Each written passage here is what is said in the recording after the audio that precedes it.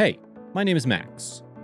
Today, I was approached by my personal assistant telling me I should have my eyes examined.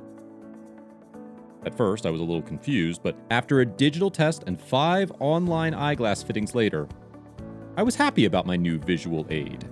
The next day, a drone delivered the glasses to the central delivery box station in my apartment unit. I tried them on, customized my exact facial profile online, and received my glasses with lenses of my prescription 48 hours later. You ask me how this works? Simple.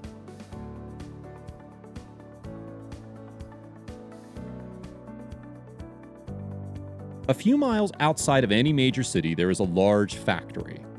There are thousands of different 3D printers here, producing a wide variety of products, producing everything from plates, to glasses, to bicycles, to custom 3D tiny houses.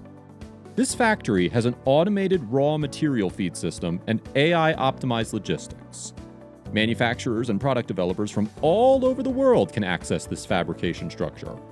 This is how my glasses were custom-made and shipped. The design of the glasses stems from creative people that work all over the world. This is then matched to the material and programmed into the 3D printer.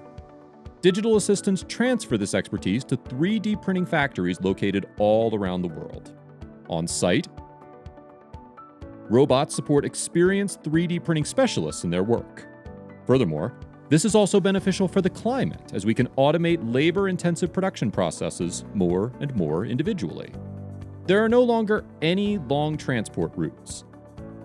Most products are developed globally, but production and delivery are carried out locally.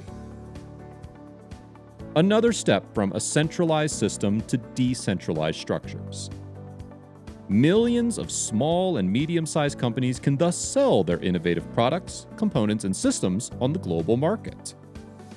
The AI-controlled platform uses a value system to query ecological and safety aspects.